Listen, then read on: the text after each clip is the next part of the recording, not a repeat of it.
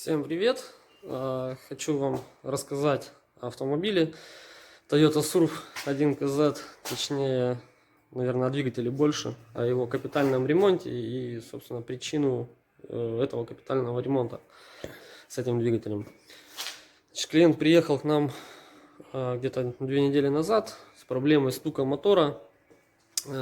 Стучит двигатель, говорит, нужно разобраться, в чем дело. То есть начинаем выяснять, как так получилось, почему, при каких обстоятельствах начал мотор стучать. То есть, говорит, подымался в подъем, начала немного расти температура. Он остановился, заглушил двигатель, остыл, то есть не было бурления, говорит, кипения какого-то, то есть просто вот оно только начало лезть, то есть чего, конечно, нельзя было делать, нужно было остановиться, просто включить печку, но я думаю, что все об этом знают. Он просто заглушил двигатель, остановил двигатель, постоял, завелся, говорит, ну и после этого появился стук. Стук был одинарный, я видео приложу, как бы будет видео еще по этому стуку, как он стучал до этого. То есть клиенту было предложено, то есть заменить двигатель просто и как бы не мучиться с этим двигателем, потому что ремонт этого двигателя достаточно дорогостоящий. Но клиент сказал, что ребята, давайте мы будем, наверное, его ремонтировать, пойдем по наименьшему сопротивлению. Вот ему там где-то в автосервисе сказали, что скорее всего это шестеренки привода ГРМ, либо это клапана, либо это шатун. Ну, короче, полдвигателя перечислили ему, в итоге никто не стал делать, времени нету там и так далее. То есть он пригнал к нам машину, попросил все эти, которые ему нюансы подсказали, посмотреть. То есть мы вскрыли клапанную крышку, посмотрели клапана, посмотрели топливные форсунки, посмотрели насос. Собственно, ничего там такого не было страшного, то есть была одна форсунка убитая, мы ее отремонтировали, точнее даже заменили на рабочую, у нас была своя. Толку никакого не дает. То есть я изначально сказал то, что как бы стук очень похож больше на палец поршня. То есть как бы опыт есть в этом. И ну, в итоге клиент сказал, давайте, ребята, снимаем двигатель, посмотрим, что там внизу. То есть по наименьшему, опять же, сопротивлению мы снимаем двигатель, снимаем поддон, видим раздавленные вкладыши. То есть перед этим слили масло, то есть посмотрели на стружку, то есть как таковой стружки мы не обнаружили, то есть вроде как все чисто было. Прогнали через сетку масла, чтобы посмотреть опять же стружку, то есть ничего такого не обнаружили, удивились, ну странно, думаю, ладно, что. Ну, вскрываем поддон, и там мы уже видим стружку, которую, в принципе, наверное, она прилипла просто так и не хотела просто оттуда выходить. Ну, это ладно, суть не столь важна. Получается, скрыли поддон, увидели вкладыши раздавленные, начали звонить клиенту, объясняю, что вот есть раздавленные вкладыши, то есть они не провернутые, их просто подавило, то есть это было либо масляное голодание, либо это все-таки был перегрев. Сейчас тяжело об этом рассуждать, то есть что конкретно это было. Двигатель очень чистый был, то есть человек следил за ним, никаких проблем, то есть там не было. То есть, что такого, что прям что-то там вот. То есть, возможно, это было поддельное масло, почему раздавило вкладыши. То есть, ну, клиент говорит, давайте меняем вкладыши, ставим двигатель обратно, заводим, и все будет классно. В итоге, ну, хорошо, клиент прав, как говорится, да, то есть хорошо, мы ставим двигатель, заводим двигатель, ну, толку никакого. То есть у нас как двигатель стучал, так и стучит. Давление масла, причем при этом, при всем на тех вкладышах еще, то есть замеряли давление масла, то есть давление масла было в норме, то есть никаких отклонений особых там не было. Ну, все, ладно, как бы двигатель стучит.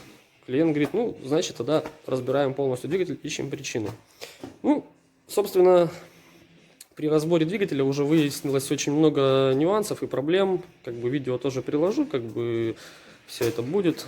Ну, собственно, сейчас я покажу вот, по крайней мере, вкладыши и то, что стучало, в каком оно все состоянии.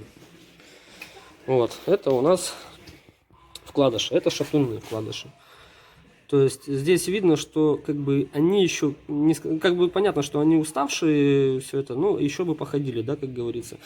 Вот у нас вкладыши коренные, то есть их повыдергивало прям кусками, подавило, то есть вот у нас такой вот комплект вкладышей с блока цилиндров. То есть коленвал мы просто полирнули, он в размере, ничего не ушло, все отлично осталось. Здесь у нас, естественно, попадали частички коренных вкладышей, ну и, соответственно, здесь тоже шатунные подрала. То есть началось все с коренных вкладышей. Все это мы заменили, толку никакого не дало. То есть потом в дальнейшем выяснилось, что убитый еще у нас натяжитель.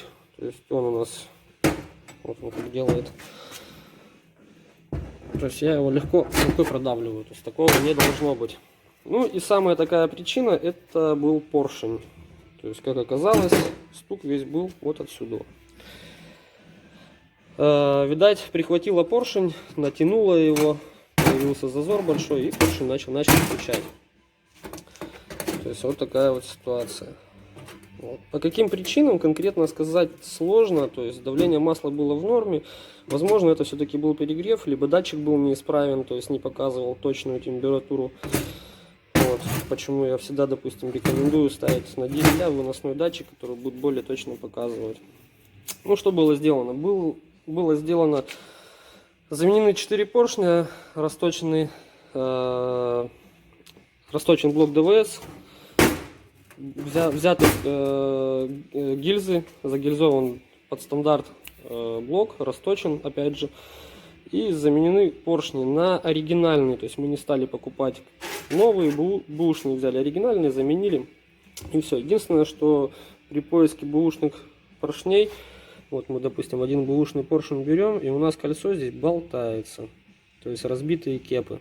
Вот. Очень часто такая тема, ну, у этих двигателей. Вот она прям болтается. Причем, ну, кольцо старенькое, тоже подвыработанное, но новое тоже также, в принципе, болтается. То есть оно недопустимо в этом двигателе, да и, в принципе, в любом. Были найдены хорошие поршни с минимальным пробегом. Заменены, установлены, все, как бы проблем нету. Заменена турбина на новую, так как вот старая уже кидала масло. Ну, и здесь очень большой люфт. То есть вот можно увидеть, что здесь она прям болтается. Ну и причем очень сильно. То есть здесь на видео не так сильно это дает, но очень сильно она болтается. Масло гнала как бешеное. Вот. Ну вот все эти процедуры проделаны. То есть заменены все вкладыши, заменены поршни, натяжители, ремни там и все и так далее. Ну и собственно сейчас автомобиль у нас работает отлично, заводится. И причем были споры большие, то что этот двигатель, то есть у многих людей, люди сталкиваются многие с такой проблемой стука этого двигателя. То есть у кого-то это топливная аппаратура, угол опережения, зажигания, у кого-то форсунки, у кого-то клапана. То есть у кого-то вот этот стук появляется, именно вот эта причина поршня, стука поршня. И они еще ездят очень долго достаточно, то есть могут и год отъездить, то есть с таким стуком никаких проблем у них не происходит. Вот, ну, как бы думают, что это какая-то мелочь, там льют всякие присадки и всякую такую дичь, короче. Вот, ну, собственно, сейчас запуск. Двигатель немножко теплый уже, он прогретый был, так как собранный и уже обкатывается. Вот так вот он заводится. Тахометр у нас не работает. Ну, вот так он сейчас работает. То есть никаких стуков посторонних, ничего нету. Были обслужены также топливная аппаратура, форсунки, насос, заменены резинки, сальники. Ну, в общем, все, что касаемо этого двигателя, все было заменено. Ремонт этого двигателя встал вместе с запчастями и работой 150 тысяч. Ну, о чем я, в принципе, клиента предупреждал, что мотор достаточно дорогой, и стоимость этого двигателя где-то в тот же самый ремонт и выливается. Ну, человек просто побоялся взять контрактный, так как контрактный тоже кот в мешке, потому что у нас не так давно был такой же двигатель в работе. Человек решил его заменить, отъездил неделю, и у него лопнула головка.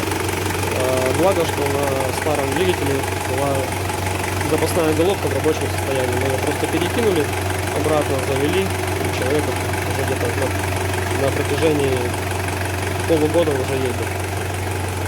Ну вот как-то так. Я думаю, кому интересно, пишите комментарии, ставьте лайки, как говорится. Пока вот такое вот видео. То есть все коротко, я думаю, все ясно. Стук 1 КЗ.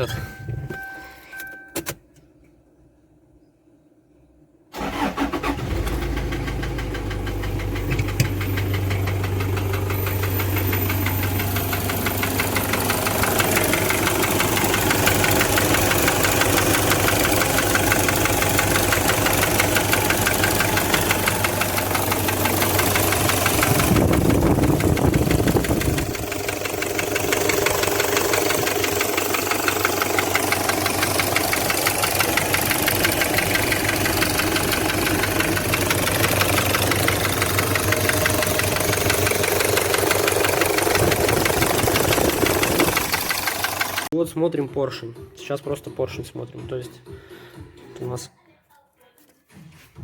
тук. Тук. Чтобы слышно было хорошо. Вот он стучит. То есть он вот здесь вот болтается. То есть я его двигаю, он сюда, туда-сюда болтается. То есть на видео плохо видно. То есть, ну, вот он болтается, стучит. То есть дальше что там? То есть там задранная гильза. Сейчас я его вниз опущу. То есть вот она гильза. Задранная гильза, и вот видно даже отпечатки поршня вот в этом месте. Вот. То есть вот она гильза нормальная. Есть немножко, но здесь не критично. Здесь даже ханинговка еще осталась. Ну вот, собственно, в этом цилиндре вся проблема. Его надрало, и поршень болтается. Ну вот так сейчас работает машина после ремонта. Сейчас она немножко уже тепленькая, прогретая. Все. Двигатель запустили, тахометр у нас здесь не работает по каким-то причинам. Ну вот. Теперь слышно, что двигатель не стучит. Все отлично.